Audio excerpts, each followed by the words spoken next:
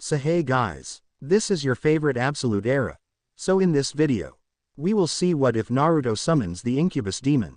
Now let's start. In a land displaced from the reality of the world of ninjas, lied a world that was inhabited by supernatural creatures, most of whom would be considered demons, or demonic, by the standards of most humans in the world of ninja. This land was known as Makai, which was an conglomerate empire consisting of multiple component empires, with each empire consisting of a single main race in its composure, and many of these races held many sub-races that created the need for many kingdoms within the empires that combined to create the entity of Makai. Makai itself was a single unified empire, due in part to the unification of the many races by a unique demon named Genzai, which in the tongue of the humans, of which more than several centuries ago, was but one of many human languages, known then as Japanese, translated to original sin. Mostly this was due in part to the unimaginably power that he possessed, as Genzai was the first of many things, directly caused by the circumstances surrounding his conception and birth. The name of Genzai was also appropriate because, in addition to the unification of Makai, through unknown means he empowered 7 races, each to represent one of the 7 deadly sins. The Chimeras, demons of wrath. The Oni, demons of gluttony. The Undead, demons of avarice. The Jinn, demons of sloth. The Ona, demons of envy. The Vampires, demons of pride. And finally the Succubae, demons of lust. Of those 7 races, one gained something from Genzai that nobody else would ever lay claim to, his heart. From the union of Genzai and the one of the original Succubae, came forth a completely new being, the very first Incubus, named on the date of his birth as Gokai by Genzai himself, which was Japanese for the 5 commandments, which were ironically lust, murder, theft, lying, and intemperance. Unknowingly to any, the line of Genzai was cursed to only produce one heir, which in the terms of old constituted a male, thus making all of the children born of his line Incubus. Unlike the Succubus, whom had but the simple bat-wing appendages sticking out from their head and back, the Incubus were distinct in having long frontal horns jetting from their head, as well as 4 wings on their back instead of the normal 2 for a succubus. The horns and multiple wings became synonymous with the Incubus, as combined with their appearance and power, none who knew the description of an Incubus would ever miss seeing one on sight. Very soon, after bringing about peace and creating a bunch of systems to make it actually possible for the multiple races to coexist, the empire of Makai became less of a pipe dream or a temporary solution, and more of a true permanent end to the demon wars that plagued the many races. Soon, Genzai grew to such power and fame that he was compared to a god in demon form, and it seemed that all was well, up until the tragic incident that left the empire in chaos.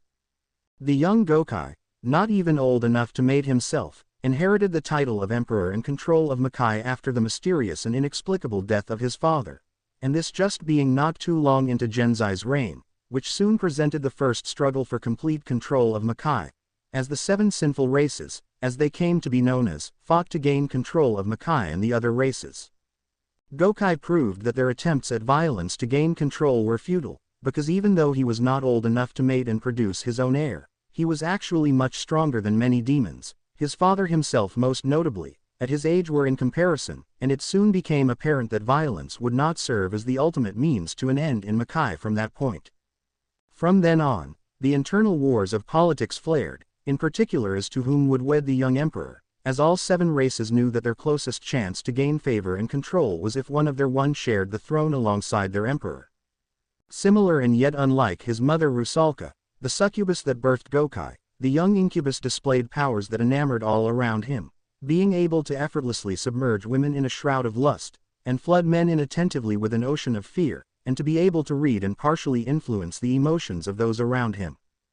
Eventually, however, Gokai's heart found its way in the arms of a bombshell Impusa, a Yuki Ona, which transitioned dominance of Makai from the Succubae over to the Ona race, following the repeat tragedy of Gokai suffering the same fate as his father, with Impusa left to raise a recently born Onazuki, or admirer of women, named jokingly after the privy incident that chanced Gokai and Impusa to meet. Gokai, the original Incubus, had fallen, and nothing but the Incubus child Onazuki, that remained Gokai and Genzai's sole living legacy. The exact same cycle would repeat for many millennia, and the transitions of power always occurred with the exchange of vows between the Incubus that was emperor at the time, and the lucky demoness that would succeed in earning his heart. Then came the incident that would disturb the traditional cycle of power. On the murder of Kurobakari, or Black Luster, the Incubuian emperor of his time, all that remained of him was yet again a son granted to him from his succubian mate, Marissa, a boy named Ikigami, which in Japanese literally meant living god. However, the mention of God yet again seemed to create chaos when spoken about in reference to an incubus, as the widowed empress, Marissa, also wound up inexplicably dead, and worst of all, the next in line, Ikigami, was nowhere to be found. Without the incubus to claim and rule the throne, the once dormant powder keg that was the strife between the 7 sinful races emerged again. This time with a new fervor, and it seemed that soon, the empire of Makai would split and become warring smaller empires once again, until the timely intervention of Marissa's twin sister Kasara, whom reminded all of the method of claiming the throne. Only the kin of Genzai's current descendant may stand in the stead of the vacant seat of emperor when he himself is not able to rule. This clause was originally introduced by Onazuki, whom had to be raised by his mother Impusa and nearly broke under the stress of having to attend to his duties as emperor despite his lack of preparation, as he had not been even able to walk before he was forced to help make decisions that technically only he could make. By the time he turned 7, with the assistance and encouragement of both his mother and his grandmother Misato, the Ona queen herself, Onazuki made the clause that in the case that the emperor was unable to rule and make decisions for the empire by himself, his closest of kin would do so in his stead, until he was deemed ready to take the reins. Onazuki's wife and son, Astaroth of the Cage Ona and Satori, or Enlightenment, in Japanese, respectively, benefited from this when Onazuki fell to the same fate as his predecessors, as this allowed Satori's great-grandmother Misato, once Satori's distant cousin Mana took the position of Ona queen, to rule for Satori as he was raised in comfort by his mother until he was actually ready to take his position. Going back to the finding of Kasara, the clause still remained, as the closest of kin to the actual emperor Ikigami in his absence was Kasara herself, taking the place as the first empress of Makai, that notion alone causing an uproar in a traditionally patriarchal position. By mere luck, Kasara's mate Helios, a male Hakaona whom was ousted from the royal line due to his technical inheritance of what was traditionally the matriarchal exclusive position of queen among the Ona, which would have broken tradition and thus forced his exclusion, would grant Kasara a male as her firstborn, Sirius, a male Hakaona himself.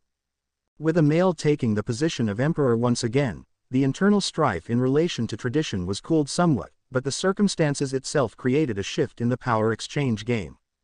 Since Helios had married into the family of Kasara, and seeing as neither one of them wanted anything to do with the Onas as a whole, the race of Succube had taken a more permanent fixture on the position of ruler of Makai, with the Ainsland line being the successors of the throne, and with no sudden mysterious deaths or disappearances to the current rulers that plagued the Incubian emperors, as if an omen from the moment Genzai himself chose his bride and conceived his son, the Succube would ultimately dominate the position of emperor or empress. By the time that Belial Ainsland, the son of a male Cage Ona known as Mammon, and the female succubus empress Lucilia Ainsland, took the throne, however, the powder keg that was the internal strife between the races had finally begun to resurface, as challengers like Dmitry Maximov surfaced every now and then, and the nobles themselves were beginning to struggle for dominance using violence, despite it being against tradition to fight bloodless wars. A man very much ahead of his time, Belial knew that something had to be done soon, lest Makai fall into despair and shatter irreparably. And knowing that he himself lacked the power to do so, he confided his dilemma to an oracle, whom gave him a prophecy concerning the appearance of a great being with power beyond imagination, the exact details only being known by Belial himself, but whatever he found led him to going through incredible lengths to prepare for his doomsday prediction. The first action that caused great unrest was the blood adoption of the orphan child of a noble Succube family into the Ainsland family, then naming his adopted daughter Morgan his heir to the throne, which strained the tension to the near breaking point. Not only was blood adoption frowned upon, but it was nigh unheard of for a noble to do so, much less the emperor himself. In addition, the child possessed such power even as an infant to grant her the classification of S-class, which presented a problem in itself, because like the male Incubian emperors of old in their youth, Morgan held so much power that even the smallest tantrum might create a giant crater in Makai large enough to house an entire colony of Kappa. With no way to ease the tension, Beel forced himself to partially bend to the wishes of his subjects, and without her knowing, split Morgan's power into 3 portions, with her keeping 1/3, himself sealing away another 1/3 to be released upon his death, and the other 1/3 to be sealed away, only to later on take its own identity as Morgan's sister, Lilith. Despite knowing what would occur with his daughter, Beel always remained confident that everything would turn out all right, and that his prophesized one would help Morgan bring order back to the hectic mess that was Makai. Even upon his deathbed, Beel died smiling, knowing the future of Makai was in the right hands, the hands of whom it was destined to fall into. And it would take several centuries before Beel's dreams came to fruition. Seriously, what was I thinking in giving the delusions of my old man even an ounce of possible merit? Came the voice of a voluptuous beauty whose very appearance would make even the most celibate of men to abandon their morals and lust after her with every fiber of their being. Not only did she wear a strange purple corset with bat-shaped decorations, that fit her body so snugly that it was almost like she wasn't wearing clothing, but the combination of bare shoulders, exposed cleavage, not to mention her exotic green hair and the strange wings adorning her head and back, and you had someone that seemed to be trying to kill people by massive induced nose bleeding. This woman, in fact, did not come out in the middle of a forest for the simple thrill of trying to get anyone raunchy, as unlike her fellow succubae, she was a succubus of the Ainsland family, not to mention the current empress of Makai. The one and only Morgan Ainsland found herself wandering the forests of Fire Country, due to a multitude of reasons, despite how much she disliked actually doing anything that related to her father in some way. Don't get her wrong, she loved the guy, but he seemed to have made a big fucking deal about this prophesized savior of Makai that would help her bring back Makai to its former glory days. But the problem with that was this: she wasn't a descendant of the original line of emperors, and regardless of how powerful she was, there were some traditions that no amount of power could challenge, and it was only because her enemies wanted her to die without a child, so as to leave the position of ruler of Makai vacant, that they were kind enough to allow her to wander about without having to attend to her duties. In any other case, she had long since passed the point of having suitors, as she had made it perfectly clear that in the unlikely scenario that she desire a mate, she would not settle for anyone who couldn't beat her, or at least had the potential to do so. And that was the problem.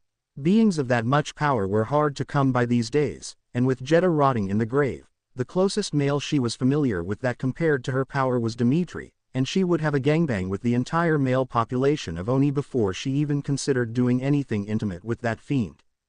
Sure, it might be because he and she continued to try to kill each other each and every time they met, and yet each and every time neither of them succeeded and strived to train harder, and thus his very existence was a slight against her status as a warrior, but it could also be because he had more hot air in his head than Pyron, which was saying a lot considering the guy was literally a giant flaming humanoid alien.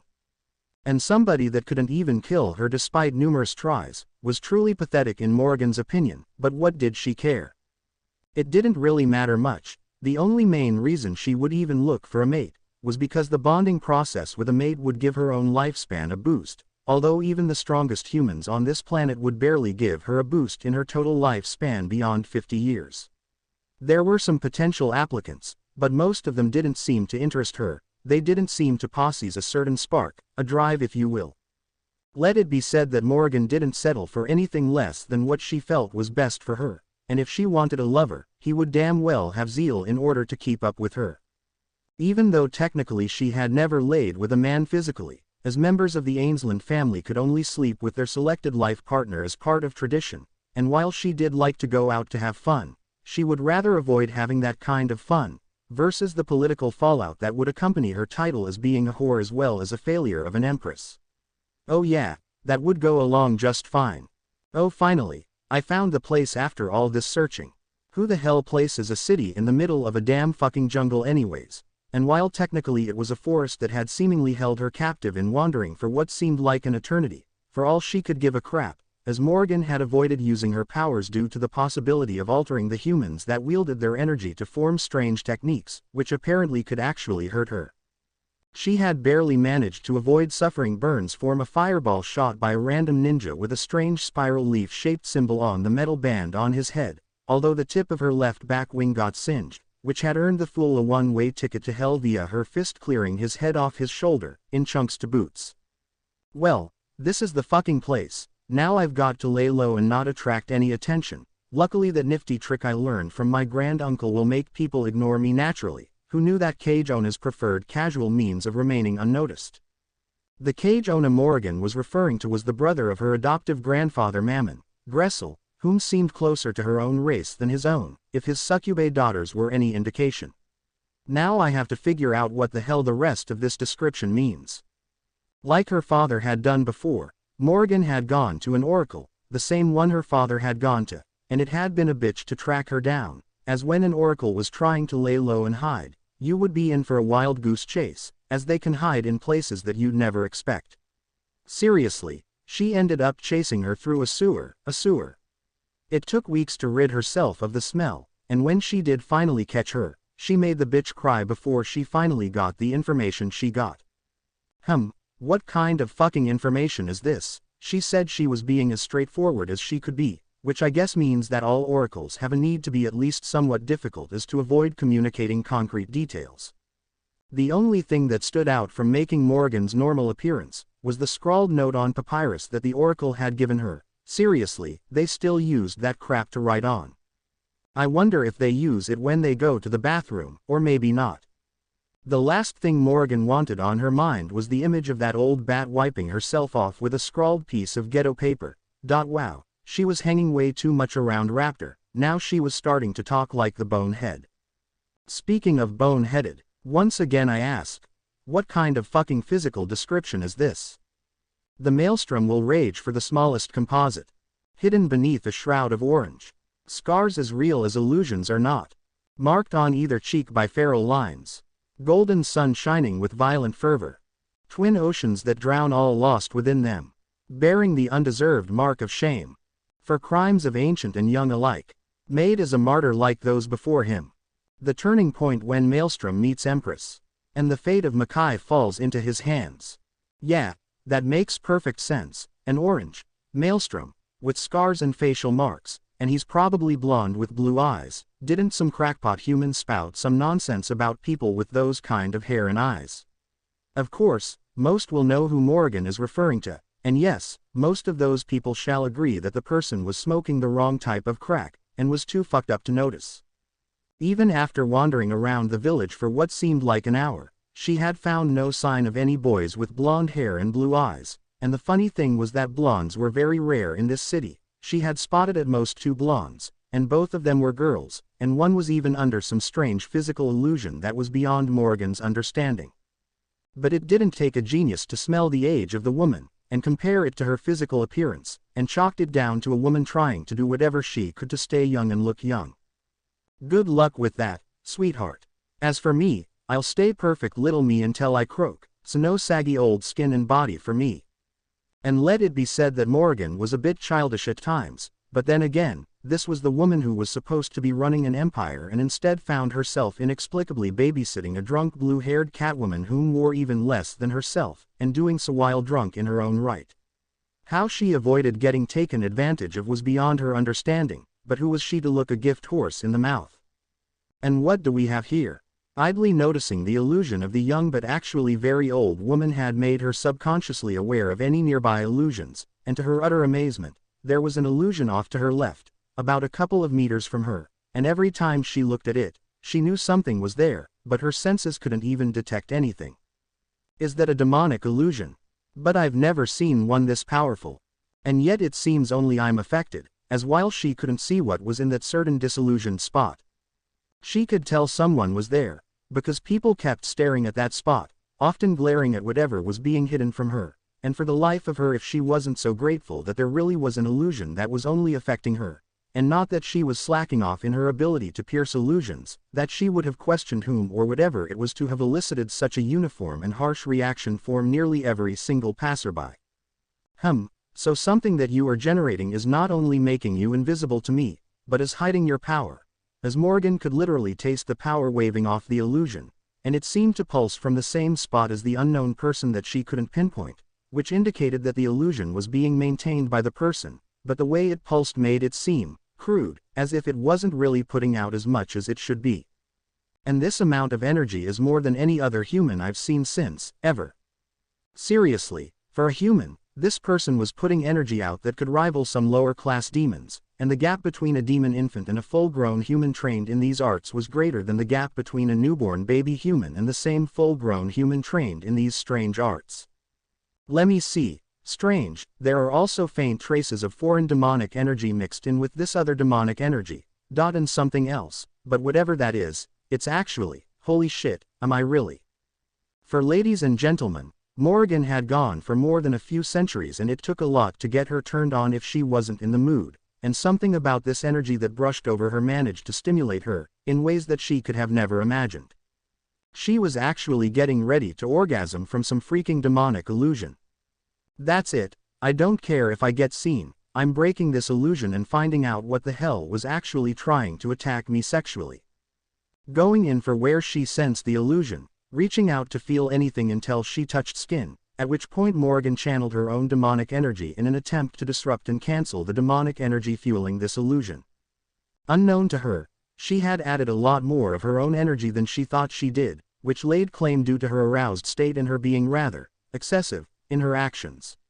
And not only did her actions shatter the illusion hiding the person within it from her, it shattered a deeper and more intricate illusion that worked on a physical level and which in itself was so strong that had never been disrupted except on one occasion, the day that the person involved was born. So it came to Morrigan's surprise that in the place of the illusion was a boy with golden blonde hair and ocean blue eyes with strange marks on his cheeks that looked like whiskers, and a scar that ran perpendicularly over the left eye of the boy, and he was wearing some oversized horrendous orange jumpsuit. In fact, this boy seemed to match the description of the prophesized one on the retarded description given to her by the old nutty oracle, except there was just one problem. The physical description never mentioned or even hinted as to the fact that the boy had slitted eyes and 9 kitsune tails waving lazily behind his rump. But that wasn't what truly bothered her. No, because did we forget to mention the boy before her had, in addition to his aforementioned differences from predicted lore, that he also possessed 2 long horns poking out from the back of his head and pointed to his front along with a pair of bat-winged appendages sticking out of the back of his head, and 6 of those same type wings on his head sticking out of his back. The only word that came from the mind of the thunderstruck Morrigan described just how big a revelation she had found, and for once, maybe she could believe her father was more than a senile old fuck. After all, it wasn't every day that you found the long-lost Incubus. Okay, where the hell am I? The groggy voice of Morrigan echoed in the cave that she decided to take for herself in order to get some sleep, the day that she had been exhausting in so many ways, that it wasn't even funny anymore, and not to mention she seemed to now have a harder time breathing. Like she had some weight on her chest that was keeping her down. An opening and eyes to stare at the sleeping form of Naruto lying on her. His face literally nuzzled between her breasts, which was only made more strange by the fact that his kitsune tails had managed to wrap themselves around her, and while she enjoyed the extra warmth he provided, kind of like a future junkie getting her first high, the way they seemed to arouse her with every single little twitch, was beyond tortuous, and she was quietly contemplating getting rid of the kid while she could, or at least using him to get herself off.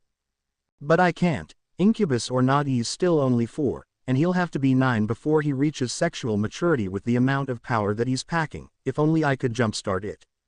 Finding herself looking over her new charge, she wondered how the folks back home would react on her bringing back an Incubus, a descendant of Gokai himself and ergo his father Genzai. This kid was quite literally royalty, and he didn't even truly know just how far he could go in life. In all honesty, he could just kick me off the throne and take it for himself, and if it weren't the fact that I'm going to end up Empress regardless of what happens with us, I'd find this whole situation to be some giant cosmic joke. Well, if it is, then I ain't laughing, buddy.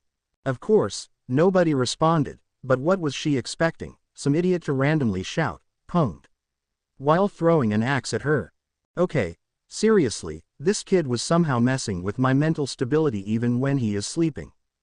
Sighing for what seemed like many a time in the future to come, Morrigan once again looked over the sky, where the new moon gave the cave an eerie darkness that might have psyched her out if she didn't have good enough eyesight to see in the dark almost like she could in broad daylight. After all, How often do you wake up and suddenly remember to instigating an engagement in some strange premeditated version of a shotgun wedding? And to someone with their age difference. Robbing the cradle just wouldn't cut it, maybe robbing the whole damn orphanage was a better description. How do I get into this shit? Flashback. There were many situations in the past that Morgan had been forced to encounter, that simply beating the shit out of whatever was in her way, was simply not the way to go about finding a solution. After all, if violence was always the answer, then Morgan could just do whatever the fuck or whoever the fuck she wanted, instead of being forced to remain a virgin, which by all rights she should kill herself for doing. I mean, she is over 5 centuries old and still hasn't managed to get laid. Well, that's another thing to blame on the bastards that run the 7 sins, them and the stupid Ainsland purity traditions. Since when were demons of the sin of lust supposed to practice the virtue of chastity? Anyways, Morgan was once again faced with a situation where her ability to kick ass did nothing to help her deal with the situation at hand, and even then, she also couldn't use her seductive powers to cover up when her fighting couldn't do the trick, although whether that be because the very nature of the being she was dealing with prevented those powers from working, or the fact that said being was even sexually mature, Morgan wouldn't know. If anything, I'd bet it was both. I mean, what are the chances that I'd meet both a being that is physically and naturally immune to my seductive abilities? That's my luck for you, Morgan thought bitterly to herself, as she gazed on the frightened but strangely quiet form of the blonde-haired boy that she had found. Or rather, the blonde-haired Incubus Kitsune hybrid that she found, because the boy was clearly an Incubus, as he had the telltale horns and multiple wings on his back, not to mention the aura that even in his sexually immature state, could affect Morgan like catnip could affect cats, if catnip was sex and the cat was more like Felicia. Not that she even knew what sex was herself, which made Morgan feel less bad about being a virgin herself, as while she was forbidden from losing her purity, Felicia had no such restrictions, so what did that say about that moronic Nako still needing to be deflowered? Before she lost track of herself, Morgan once again returned her attention to the boy, and realized that, even for an Incubus, he was rather unusual. Sure, he had not only the kitsune-ish tails, but the ears too, which had taken a while to pop out into the open, and which were still barely visible in that golden mane of his that he called hair, but the incubian features of this boy were not of the norm themselves. For one, this boy had 6 wings, and none of the Incubus, from Gokai himself to the missing Incubus Ikigami, had ever had anything other than 4 wings jetting from their back. And the boy's horns were unusually developed for what she estimated the boy to be only about 4, if not 5, which spoke of how much power this boy wielded himself. Even now, without the demonic illusion draining a great majority of his reserves, she could feel that a great deal of his power was still locked away, which would take some investigation when she returned with him to Makai. Makai. All of a sudden, Morgan remembered the significance of her find, as the missing link to the original emperors had been found. Ruling Makai was the very birthright of this child, and he did not even know it. And that brought to light another question. Where did that place her? I have no delusions that I'll just be allowed to keep my place as empress, and no point in hiding the kid. I know I'm constantly being tailed, it's the only reason the politicians even let me roam about where I please, and sooner or later they'll learn of him. For a second, Morgan contemplated just finishing off the child, but even before she considered writing off the idea, the boy before our tensed and looked ready to either flee or fight, and suddenly Morgan reminded herself that Incubus were empathic to some degree, so it wasn't too unlikely to believe that he sensed her brief but harmful intent. For that 1 second his death crossed her mind. And to be honest, it wouldn't do any good regardless, it'd only put me even more in the proverbial doghouse. Which was an exaggeration, as Morgan was already in hot water. If she killed the last Incubus, then every single demon would be after her blood, and she'd never be able to sleep a wink in peace. And what then? If she did bring the boy back to Makai, what would befall her? The best case scenario that was actually probable, was her getting kicked off to make way for the true ruler. The worst case, they decided not only was she unfit to rule, but that she would become the concubine of the empire, to make up for all the years she had misused and abused her position. And Morgan, despite her dislike of the position as a whole, would probably suffer withdrawals if she was deprived of the many privileges afforded to her because of her position. Hey lady, are you going to kill me or torture me to death with boredom? So into her thoughts, Morgan had actually forgotten that the boy was actually right in front of her, and was not unconscious like she had led herself to believe, or maybe it was that he had been so quiet that she had mistaken that notion. "Well, brat, I'm having a bit of a dilemma, and I don't suppose you'd have any advice to give me," was Morgan's dismissal of the boy in front of her, as she had been called worse insults, and that wasn't even an insult that the boy had given her, more along the lines of a statement that could be taken to be considered demeaning. But to her surprise, go figure, after all that had happened today, the boy did not whine or cry or complain or even try to get away, but simply glared at her, actually made slightly unnerving given his now crimson glowing slitted eyes. "Try me. I help Hokage Gigi with some shit that he gets from the council sometimes, so it can't be that big." Excluding the arching of her eyebrow from the boy's unexpected use of the word shit, and in its proper usage nonetheless, Morgan decided to humor the boy, if at least to pass the time and give herself a jumpstart on what she was going to do now. "Okay, let's say there is someone, a queen, let's say, ruling her kingdom. But because she isn't related by blood to the original line of kings, her council is always giving her a hard time. And then one day a guy is found, a direct descendant of the original line of kings. And the queen has to worry about losing her position, and doesn't know how to keep her position and make the council happy at the same time. So what does the queen do? She gave the boy a couple of seconds to let it sink in, and when he didn't respond, she didn't bother to wait, already assuming that he had no idea, which she really hadn't expected him to answer. For the first of many times, Morgan would learn what it meant to underestimate Uzumaki Naruto. Not even a minute after she had returned to her thoughts, Morgan heard the snickering that erupted into full-blown laughter, and Morgan turned around and glared at the boy, growling, "What's so funny, brat?" Waiting to calm himself down, the boy replied, "The name's Naruto, lady, Uzumaki Naruto, so you better remember it. As for why I'm laughing, the situation that you described sounds like the stuffy Uchiha and Hyuga clans that make Hokage Gigi's life hell, the Hyuga especially. What Hokage Gigi told me that he usually did, when faced with that situation, was make the leader in question marry the true leader, that way everyone would, and I quote, shut the hell up and leave him be." The look that Morgan bore on her face was one of complete and utter shock, which was not surprising to Naruto, but then again there wasn't a lot about him that wouldn't surprise you. After all, how many 4-year-olds knew to speak in a fashion, sophistication, and manner comparable to the Aburame? Granted, he couldn't read or write, but you didn't need to be able to do that to learn to speak, did you? However, the look on Morgan's face changed from one of shock to wonder, then thoughtfulness, then cunning, and then suddenly her face took on a dark and foreboding expression, with her face being shadow save but her eyes, which were eerily glowing, and they were directed straight at Naruto. For once in his life, Naruto suddenly wondered if his big mouth was going to bite him in the ass. "Naruto-kun, I think you just helped me, in more ways than one." Flashback end. It had taken a great deal of persuasion, but Morgan had managed to convince Naruto to go along with her idea, and when the boy had to compare what would probably await him back in Konoha, versus what would most likely await him in Makai, only an idiot would have chosen the former. After all, who in their right mind would prefer being spat on to being waited on like a proverbial king? Or rather emperor, but it's all in the technicalities, and it's the principle that matters anyways. At least that's what Morgan says. I also say that the only thing more stupid than trying to avoid a prophecy is to try to make a prophecy come true, and yet look where I am. Although, looking on the visage of the sleeping Naruto, his head nestled between the very two objects that demons would sell their hearts, souls, and wills to be between, Morgan couldn't help but remark that maybe she had better luck than she had been led to believe.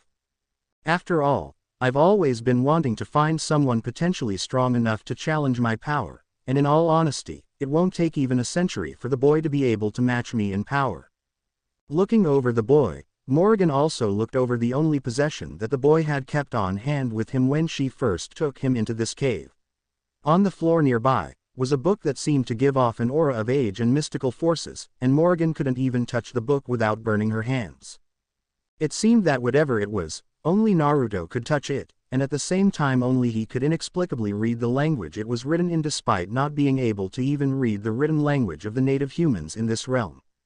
That, if anything, raised a couple of questions, especially seeing as the book itself was completely full, yet the lining of the pages looked as if they had been ripped, but instead of missing pages, it looked as if someone had ripped off the plane bearing the text in the pages, leaving only the paper itself behind. The title of the book was very interesting, at least from what Naruto had translated to her what the title sounded like, but she could barely understand heads or tails of what that book could be, or even why only Naruto was able to touch it. The only other clue she had to go on, besides the title, was the fact that Naruto claimed that the book was the only thing left in his name by his father, whose identity remained unknown to Naruto. But it didn't matter to Naruto, whether it be a book or a broken kunai, anything that connected Naruto to his father was worth carrying around him at all times, and if what was implied by this, Hokage Jiji, held true, then Naruto's father himself was the only other known individual able to touch the book without burning, or even being able to reading it. But with just a possible connection to the Incubus line, what else would a book titled, Devaros, Fall of the Gods, have to Naruto, or to any Incubus for that matter? Unknown to Morrigan, the book would become the center of everything that was to change her life, for better or for worse. But Morrigan didn't know that, rather she was content to sleep on the thoughts of the plan that they had concocted, with which Morrigan's position was all but assured, and even then, nobody would question the authority of a true Incubus. The empire of Makai was in for a rude awakening, and Morrigan would get the assistance of a true trickster in playing the biggest prank ever performed in Makai's history. In the morning, the old bastards are about to get a wake-up call, of the hell-raising variety. Okay, I'm all up for partying late into the night, but whose idea was it to wake us up at 2 in the morning? The sentiments expressed by an irritated Lord Raptor, or Zabel Zarok in his former life, were shared by universally everyone within the chambers for the most important of council meetings. Normally, because nothing significant had really happened within the past couple of years, these chambers were often used by the politicians to hold secret meetings about how Morrigan should be removed from power, pointless squabbles over who would pay for the repairs from the random bouts of destruction that certain demons were prone to, and the occasional drinking party, the latter of which was becoming more common nowadays thanks to Lord Raptor. But now, an actual true council meeting was being called, and it wasn't just calling for one council of a particular race or department within the empire. Each and every single council, authority, and even the remaining fighters that had fought against Jeddah in the Majijin, such as Shunko, in this meeting, Lei and Lin Lin had used their fused fighting form, not knowing what could happen in this meeting, the aforementioned Lord Raptor, John Talbane, among others. Felicia was there because Morrigan had invited her, simply for the hell of it. And not just because Morrigan was going to lose her virginity before Felicia was at any rate, as that would be convoluted of her to abuse her authority to stick it to a friend. And this meeting had been given by messengers issued by Mark of the Emperor, the personal messengers of the Emperor or Empress that was ruling at the time, which meant that Morrigan herself had ordered this meeting take place. So it didn't take a genius to figure out whom was behind the meeting. And that was the biggest cause for alarm, because Morrigan hated anything to do with fulfilling her duties as Empress, even more than baby Bonnie Hood herself hated any of the beings in Makai. Which was ironic, because the gun-toting Riding Hood wannabe was actually present at the meeting, with a wide berth given to her, because she looked like she was about to blow a gasket. What was Morrigan thinking, letting a hunter that hunted demons to be invited to a demon-occupied meeting? John asked himself out loud, which everyone could easily agree in sentiment with. What was the Empress thinking? Well, you can ask her yourself. Shunko mentioned idly as the council chambers opened to reveal the smug expression of the Makai Empress, Morrigan Ainsland herself. And the way she looked, it was like the cat that had caught the canary, and every other canary on the canary farm.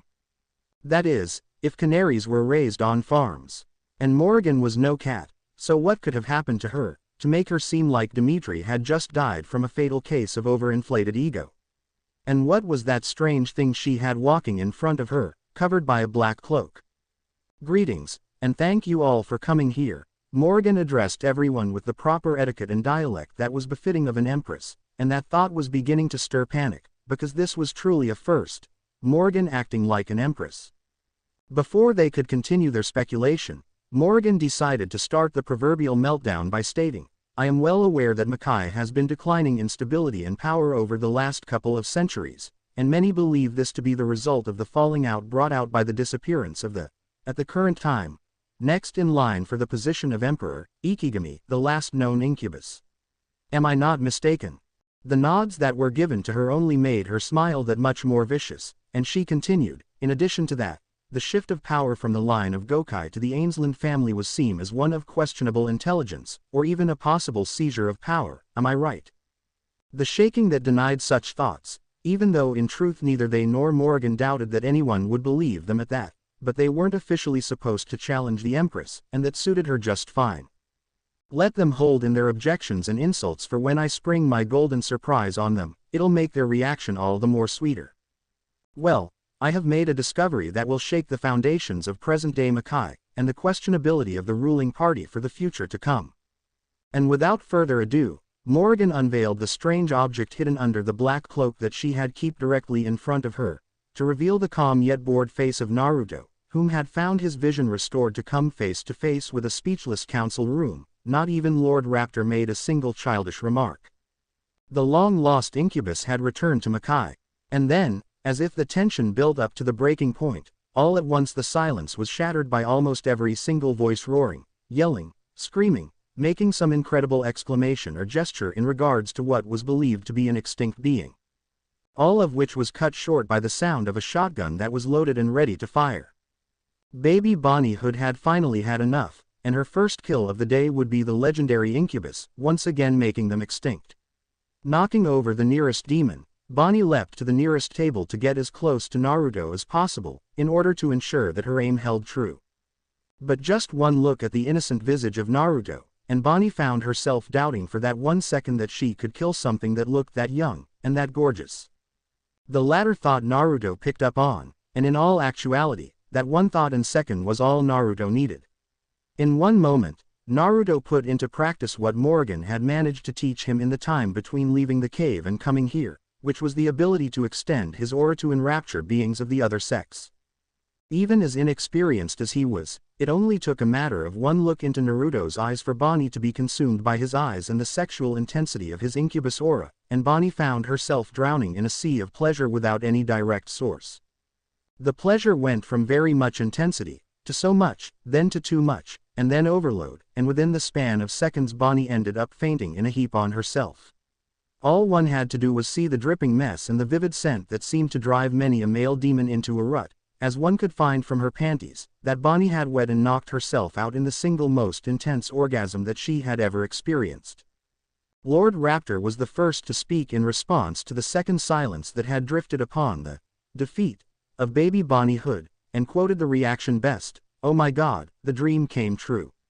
It's the apocalypse," or at least how Raptor quotes anything best, running out with his hands waving wildly in the air, adding one more note in his deliria, "We're all gonna die." After everyone stared at the blatant reaction made by Raptor, Morgan decided to lay down the final bomb, by mentioning, "And nobody has to worry about the issue of who's is going to rule Makai, before anyone asks." Seeing as the more traditional politician that would have demanded she give up her position immediately to Naruto if she did not act fast.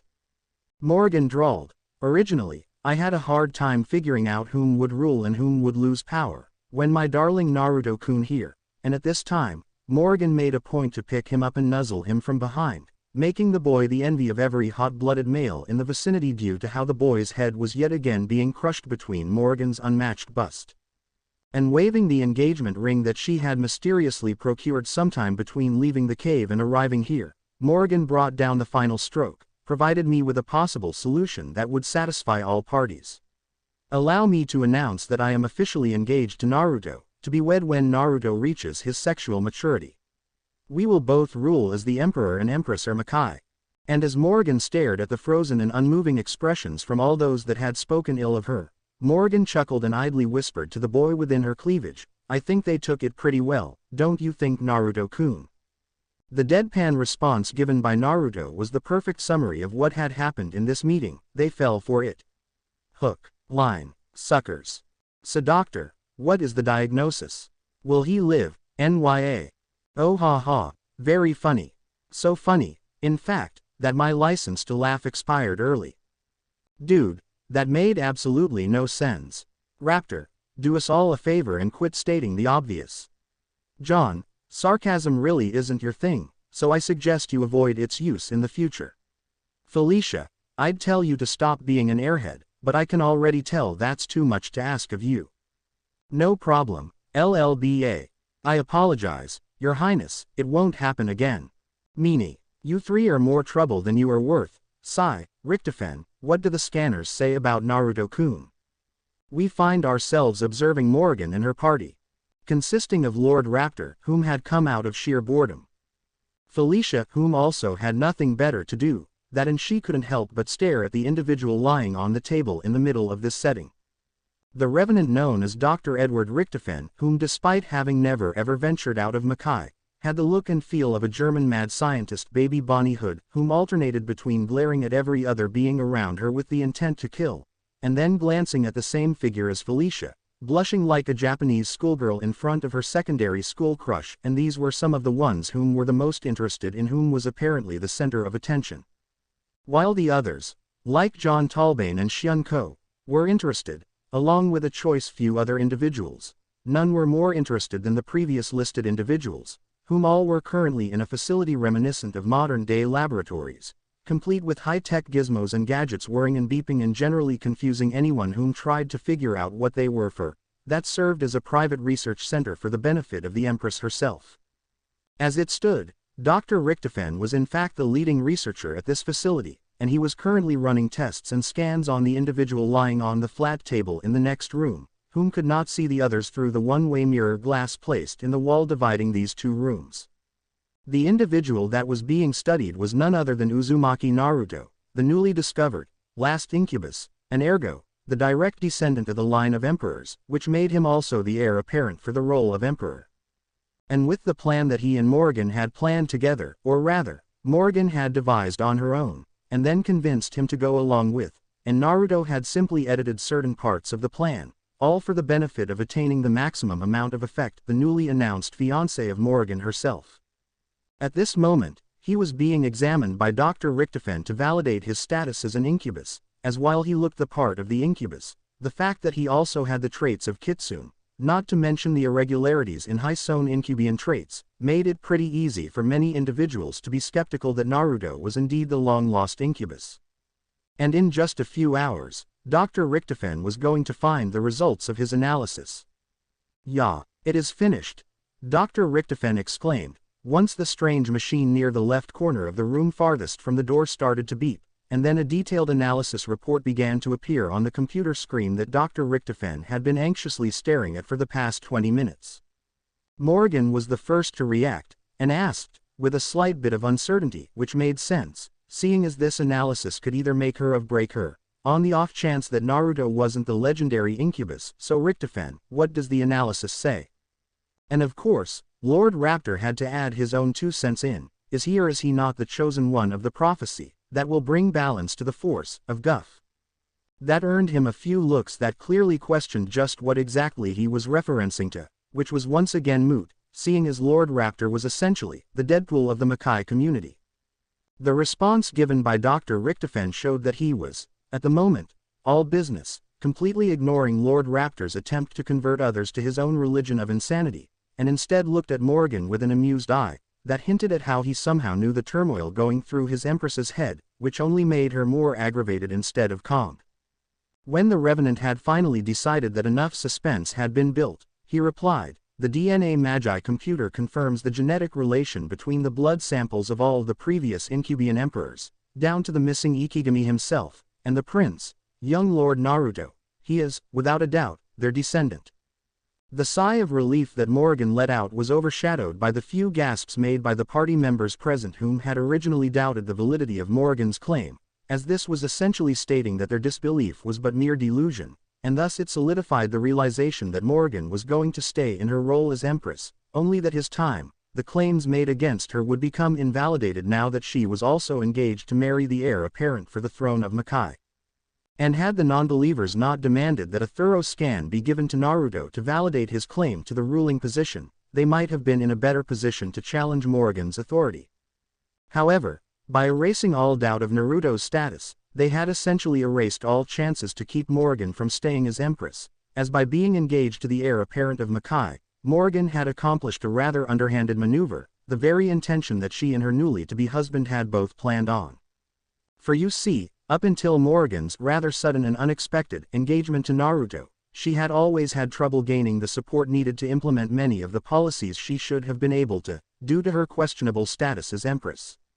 You see, while the Emperor or Empress of Makai had the final say and authority over the big decisions regarding the Empire, the Emperor or Empress could not be reasonably expected to see to the individualized need of each and every citizen on a regular basis. During the original uniting of Makai, Genzai put into place, in addition to his own role of Emperor, the concept of the Tree of Order, which was essentially a more democratic approach to ruling the individual people of Makai. As a whole, Makai was considered an empire, composed of 7 kingdoms. And each of those kingdoms had its own Tree of Order, that is, a 3-branch government system. Yes, that meant that went from the kingdom-wide level, to the country-wide level, to the statewide level, and finally to the city-wide level. Seeing as the division system of levels of regional rule stated that the Empire of Makai was divided into kingdoms, which are further divided into countries, which then are divided into states, and are finally then divided into cities. Now, the Tree of Order concept worked for allowing each kingdom to function by itself essentially. But as an empire composed of kingdoms, the Tree of Order served as a sort of support to the rulers of the various kingdoms, meaning that the kings and queens of the kingdoms had final say over what happened in their kingdom, which allowed them if necessary to override the decisions made via that kingdom's Tree of Order. So in essence, it wasn't truly a democracy, which was never its intended purpose to begin with. There was not really a Tree of Order for the empire as a whole. Instead, the Emperor or Empress's support came from the entity known as the Council of 13, which was composed of the rulers of the 7 kingdoms or, in some cases, a representative sent to act in their place, as well as the leading individual representatives of the 6 aspects of the empire: the martial military aspect, the financial economy aspect, the intellectual education aspect, the social culture aspect, the spiritual religion aspect, and finally the medical health aspect. The Council of 13 was at first created by Gokai, when he found that his father, Genzai, had become overworked due to having to be aware of every single thing going on within each of the kingdoms, and Gokai sought to correct it by making the Council of 13 the go-between that divided the Emperor and Empress from the individual kingdoms. But when Morrigan had taken the role of Empress, the Council of 13 often worked less than adequately to make Morrigan aware of the things that were going wrong, all due to their own views of tradition and how Morrigan's very existence seemed to threaten the stability of the Empire in their points of view. To them, Morrigan was essentially the same as rapid and uncontrolled change. The Empire of Makai had held together for so long only because the citizens held the traditions practiced by and enforced by the original Incubian emperors above their own race-bound traditions. To the traditionalists, Morrigan's blood adoption, inheritance, and then ascension as Empress, made them believe that she would eventually doom Makai to collapse in its unity by destroying all the very traditions that kept the Empire itself from splitting apart, and its citizens return to their individual warring kingdoms in an uncertain future.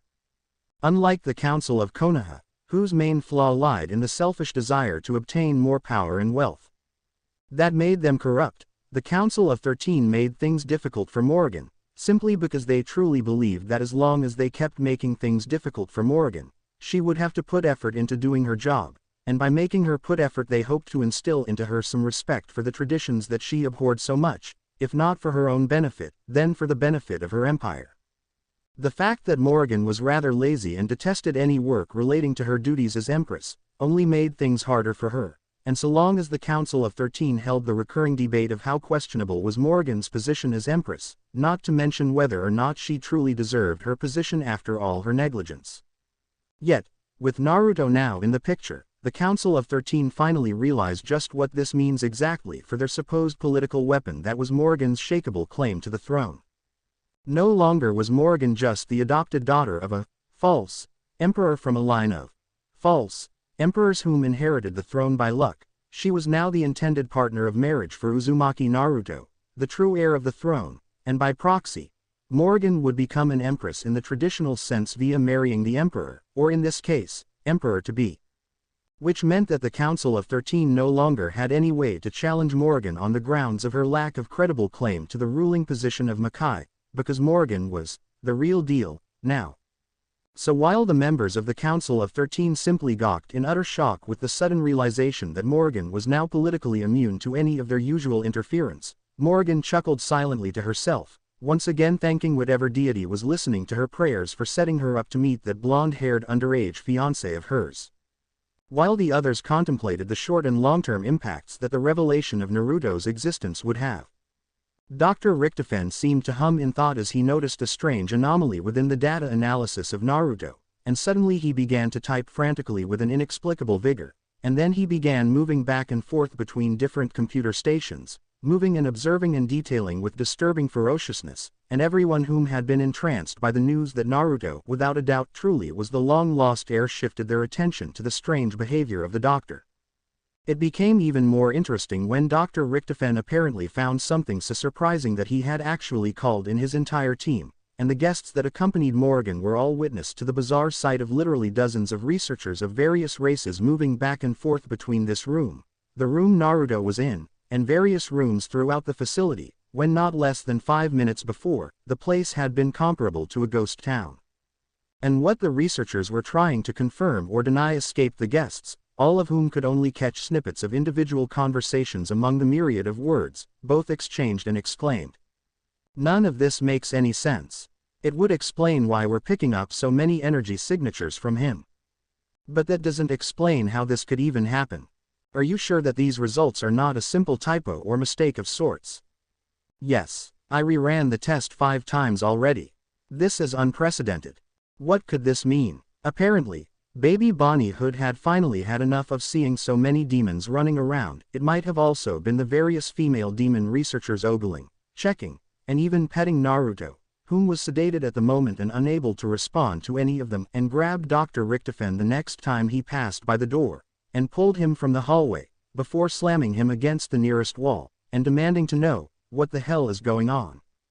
Pandemonium City, is what everything looks like. I've never seen so many Ona in one place. Our princely Incubus is going to get wrap, was what Lord Raptor managed to get out, before getting an empty shotgun lugged at his head, courtesy of the free hand of the blonde-haired girl that was keeping Dr. Richtofen held to the wall by her other arm. Visibly unshaken, and we ought to mention that she was pressing her forearm directly against his neck, making him even more uncomfortable than he might have been normally in this position. Were the forearm placed anywhere else, Dr. Richtofen seemed to only slightly struggle, before sweating heavily upon seeing the gun being pointed at his face by Bonnie, and because he had a sense of self-preservation, it didn't take long before the doctor began to spill the beans, so to speak. The boy, he is not just an incubus, nor just a kitsune. That statement alone caused some audible reactions among the guests present, as gasps and even more cries of, "What?" were heard. And even Bonnie was so shocked that she unintentionally loosened her hold against the doctor, whom took his chance to shrug her off, and then get himself settled, before deciding that for his own safety, he had best get to explaining. Lord Naruto is, to best describe him, he is an amalgamation of several different races. Not only is he an incubus, he also carries traces of human, kitsune, and even dragon in his genotype, but that's not the strangest part. Now even Talbane and Shunko, whom had been only starting to get interested in the situation regarding Naruto, were now trying to absorb the radical revelation that the boy in front of them could use the abilities of humans, kitsune, incubus, and dragons. And Richtofen did not even seem finished in the surprises, if the look in his eyes indicated anything. Indeed, Richtofen brought down upon them another earth-shattering revelation. While his genes show these 4 being prominent, his energetic phenotype is simply impossible to pin down in its entirety. And after receiving a look of confusion from the others, Richtofen sighed and dulled the techno-babble. In easy-to-understand terms, we've detected readings characteristic of various races and sub-races showing up randomly from his energy reserves. In terms of energy, Lord Naruto comes up as everything you can think of, from angels to zombies. He qualifies as them energy-wise, and this only accounts for less than 1% of all the readings we could detect. The majority of the readings we can't even identify what race or sub-race that type of energy belongs to. At one point, Lord Naruto even exhibited traces of an ultimately rare form of energy, one that has only been emitted by, and this confirmation comes from their rare recorded interactions with us, the very gods themselves. "What are you saying?"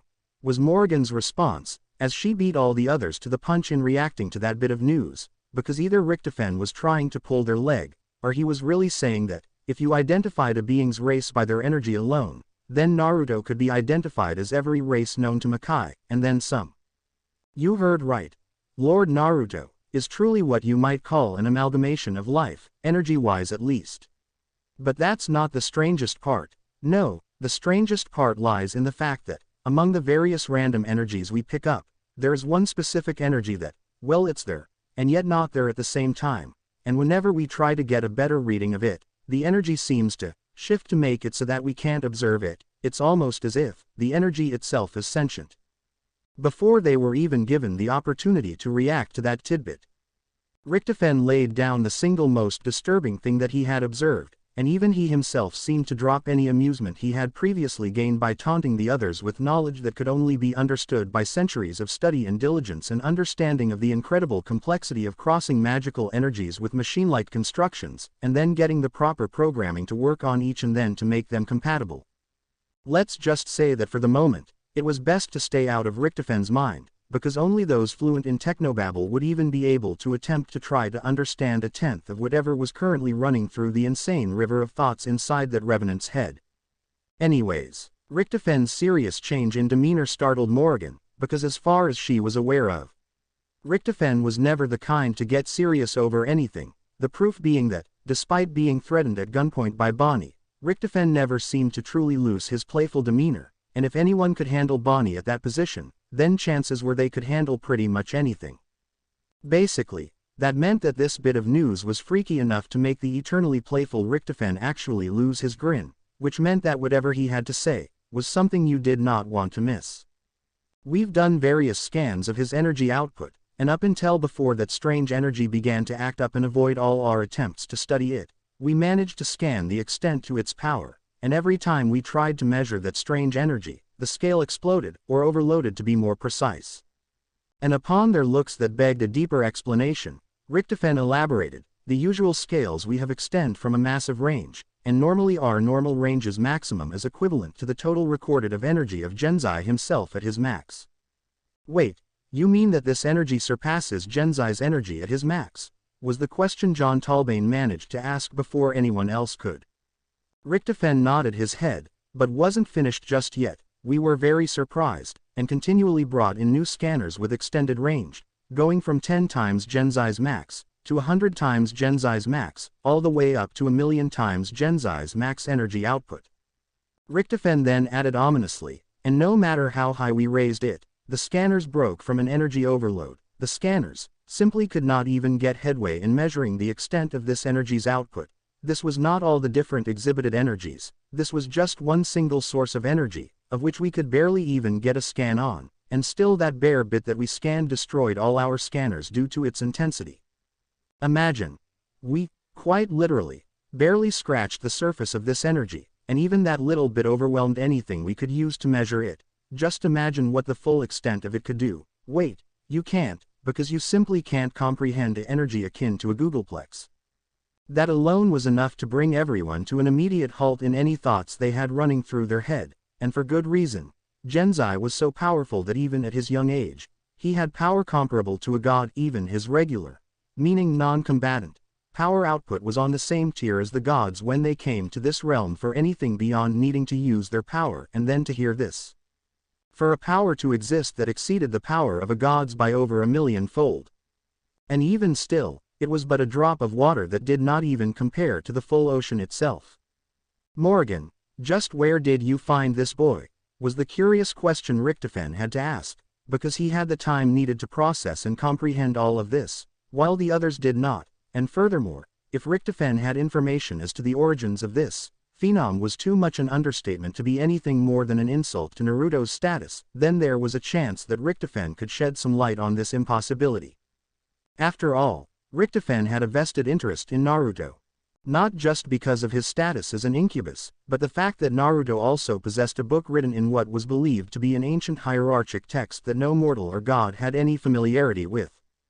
And even as he thought upon this very subject, Richtofen had a multitude of researchers, not of his department exactly, but code breakers and archaeologists whom would have the best chance of figuring out just what Naruto's special book was written in, working on the clock to figure out what purpose it served. The reason it held so much interest to Richtofen specifically was because, unknown to the others, the book exuded an energy of the exact same properties as the one that Naruto possessed, the one with an output that exceeded the maximum range of their most advanced scanners. And Richtofen had no desire to reveal any information on that subject, at least, not until he himself had some better understanding of the situation. So it was almost startling to Richtofen when Morrigan seemed to regain her bearings and interrupted his train of thoughts by answering his question. I found him in a place known as Konoha, a ninja village within the Fire Country, part of the Elemental Nations. You're familiar with the place, are you not?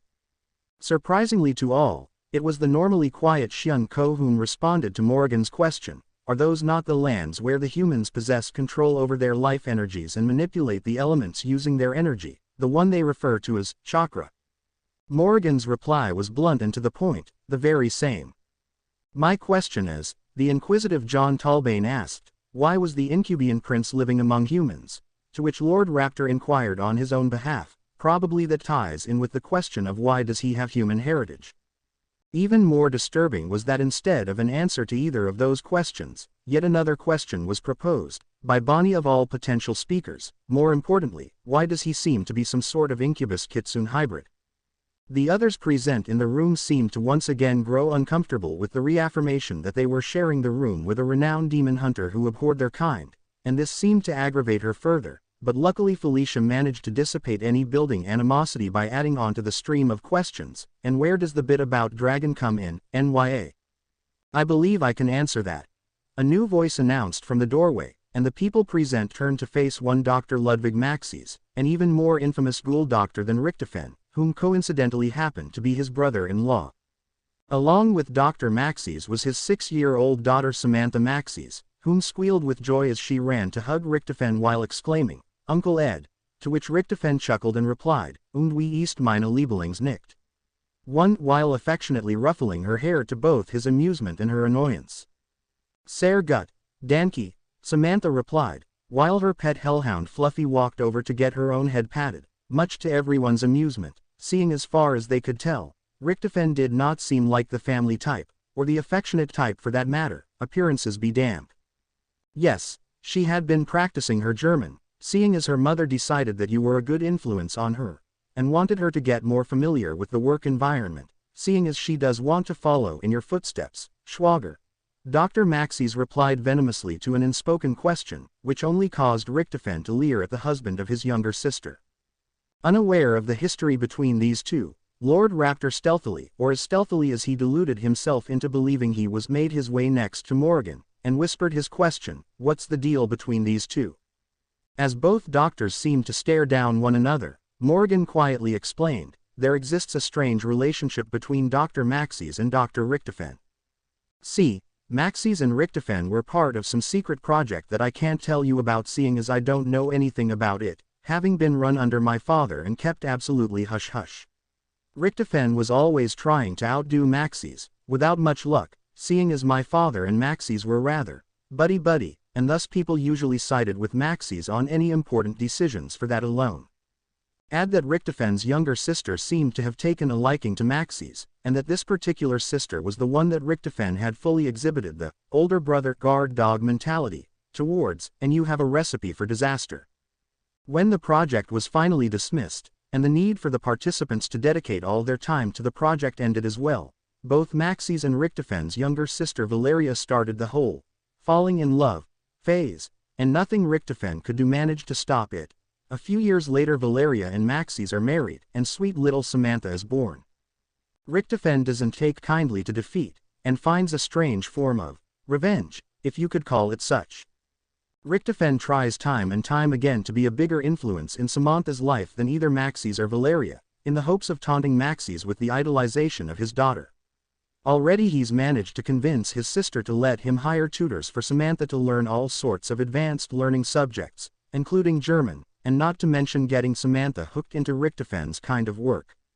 A questioning glance accompanied Raptor's askance, so what's wrong with Richtofen's job? The knowing look in Morrigan's eyes said all that needed to be known, but she elaborated nonetheless. Richtofan's line of work is supposedly a great deal more unethical, you could say, at least compared to Maxie's work. That information was all Raptor needed to know, and the I see, while unnecessary, only added to the image of Raptor's overdramatic nodding and crossing of his arms. Despite not truly understanding all the semantics of the situation, he understood very well the concept of payback. And for Richtofan, whom seemed to genuinely like his niece, this was the best way to get said revenge on Maxie's without really hurting her. There was also the fact that most fathers hate other men trying to impress their daughter, no matter what the circumstance, due to their natural overprotective drive.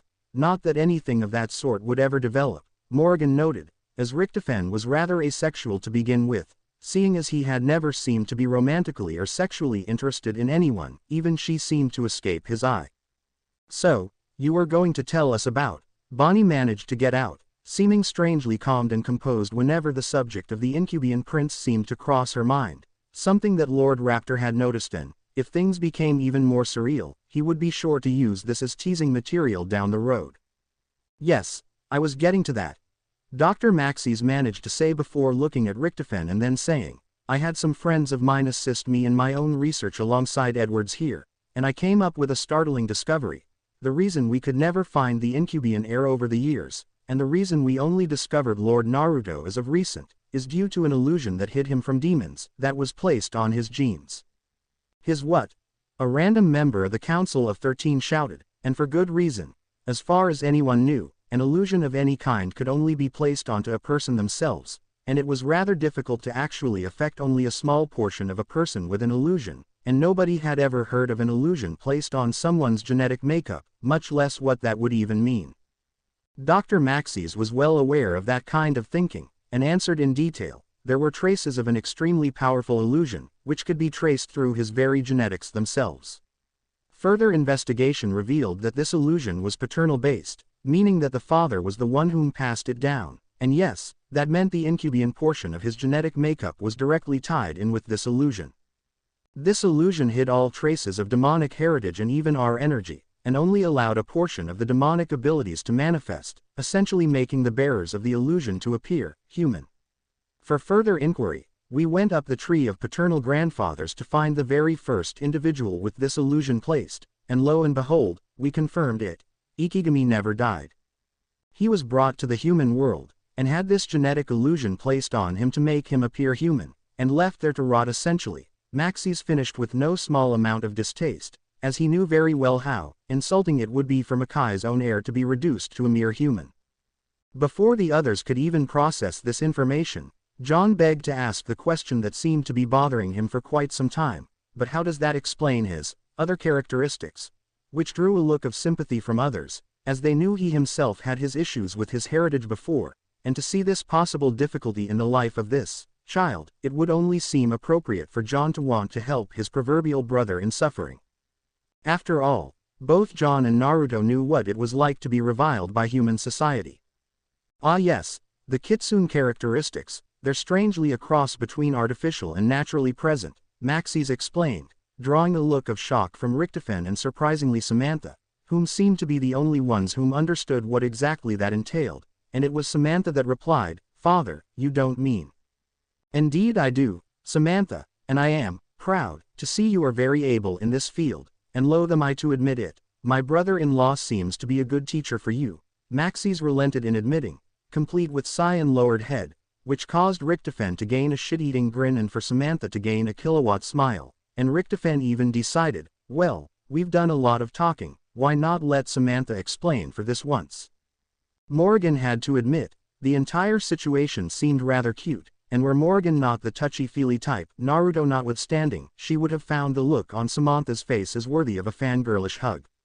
Instead, she settled for a chuckle, not even letting the possibility of giggling to occur despite the situation, as seemingly only Naruto had the ability to make her giggle despite all her best efforts to avoid doing so. Samantha seemed rather reluctant, however, replying, I don't know, before looking down. The fear that she had of messing up. Above all, John seemed to notice it, and decisively mentioned, it's okay pup, just try your best. If anything, your explanation will be actually much better than either of the two maniacs in white coats, at least your explanation won't contain unnecessary technobabble.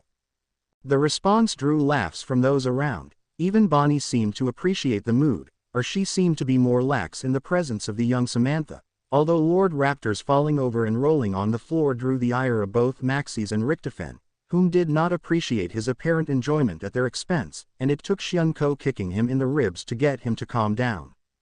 With a small amount of encouragement from her pet Fluffy, and with the ease brought on by John's joke and Raptor's humorous reaction, Samantha felt invigorated enough to explain to the best of her ability. Sorry if this isn't as fancy an explanation, but my father meant by artificial and naturally present, that Lord Naruto's kitsune traits weren't there when he was born, but something happened to make them natural, meaning any kids that Lord Naruto has will also inherit these characteristics.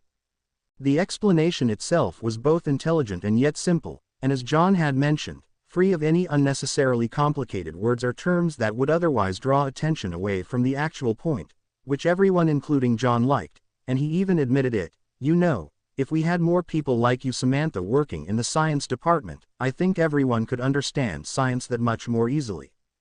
The compliment caused Samantha to blush, not used to such excellent praise from anyone not of her family. Once again, Lord Raptor needed to add his own thoughts. I myself think that there's a conspiracy with scientists and they're needing to use big wordy terms to hide what they're really doing.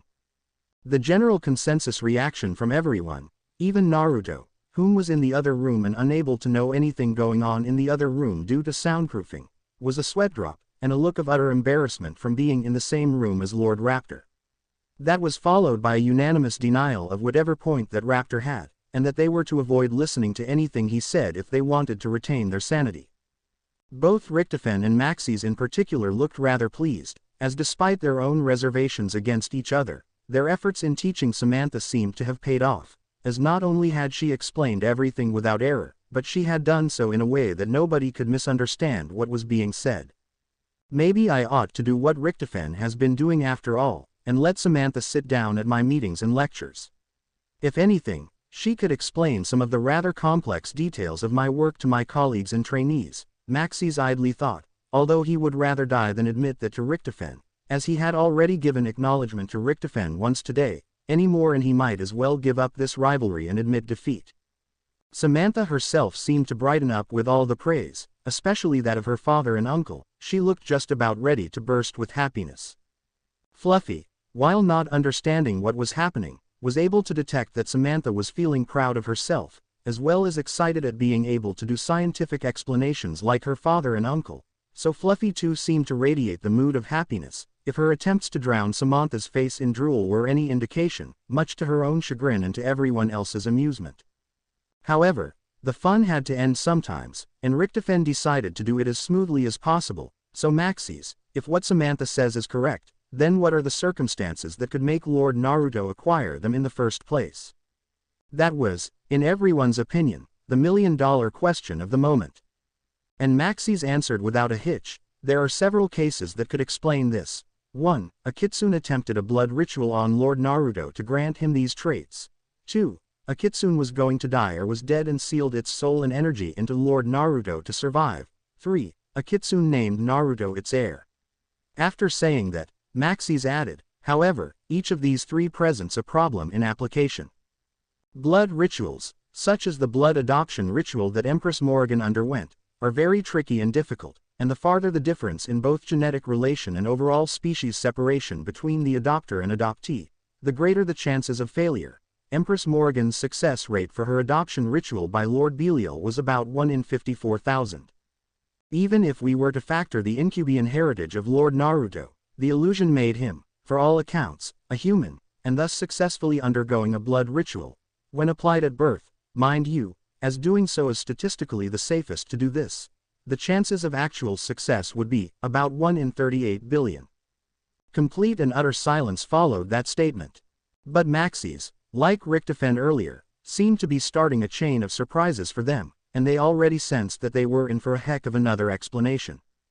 The blood ritual is, ironically enough, the most accurate and likely way to explain this phenomena. The chances for a successful anchoring of the soul and energy, a soul seal anchor if you will, of any being to another being also take into account the difference in their genetics, via family or species, or if they have a spiritual connection. A kitsune trying to anchor its soul to a human boy, once again, at birth, as this is when it is safest to do, are more than twice as unlikely as blood rituals.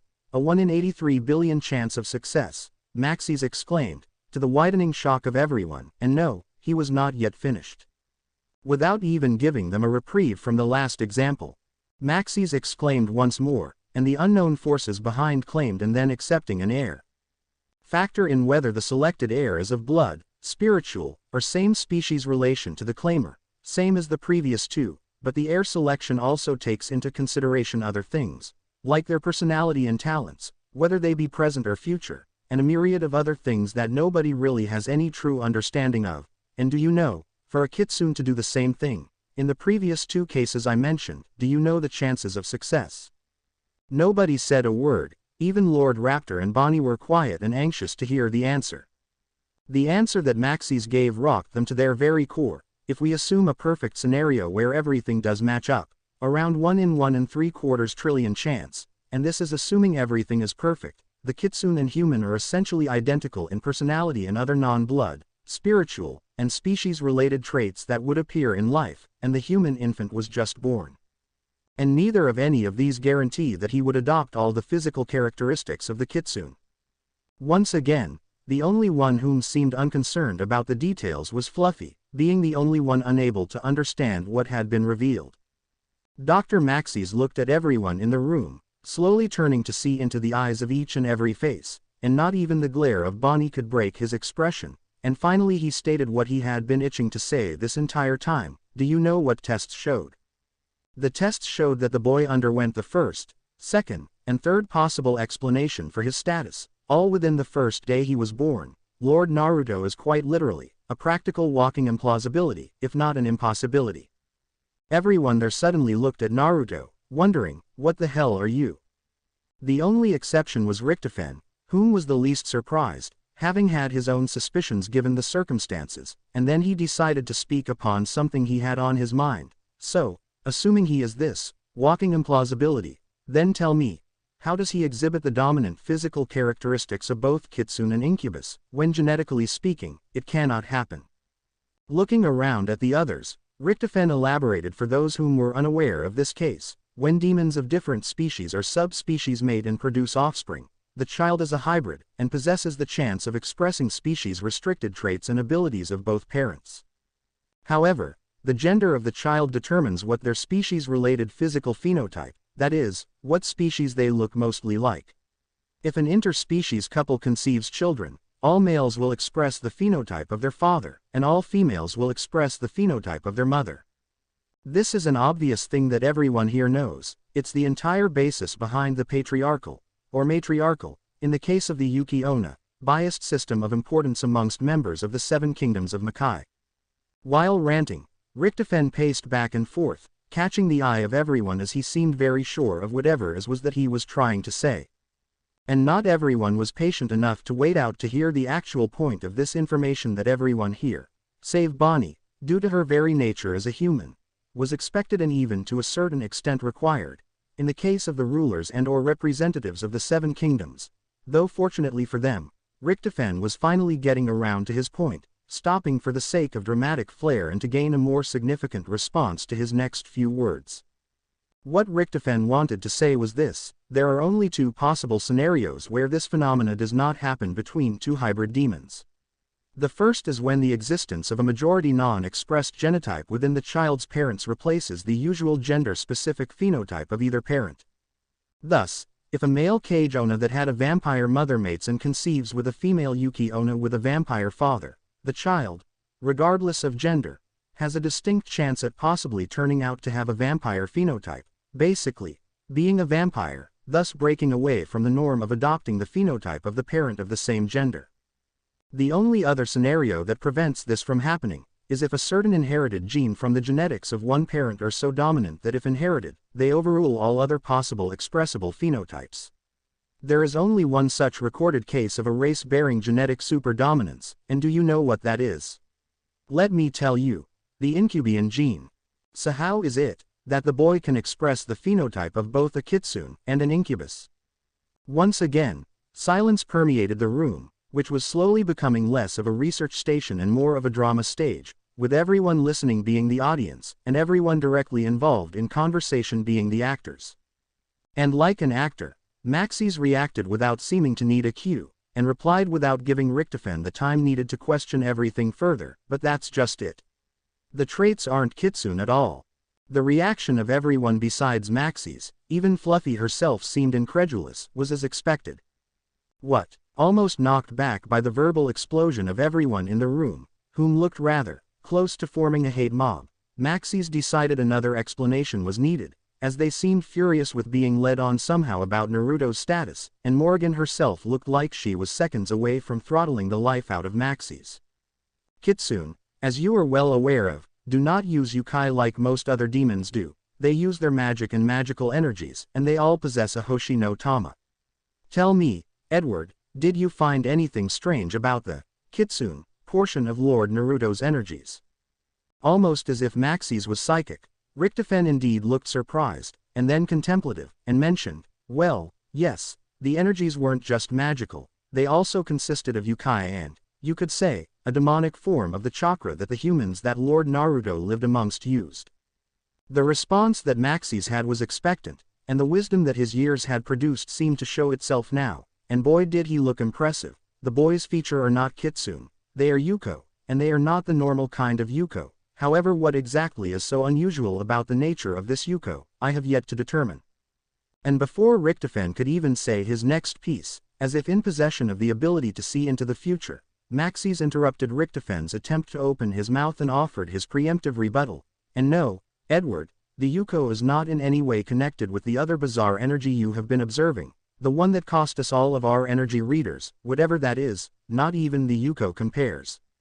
Morgan, having remained silent and observant of this contest of intelligence between Maxis and Richtofen, decided to ask her final piece, and what of Naruto's unusual Incubuian traits, the extra pair of wings, the abnormally large horns, the fact that even at his age, his allure exceeds mine by leaps and bounds, despite me having over several millennia of life of development over him, Incubus or not.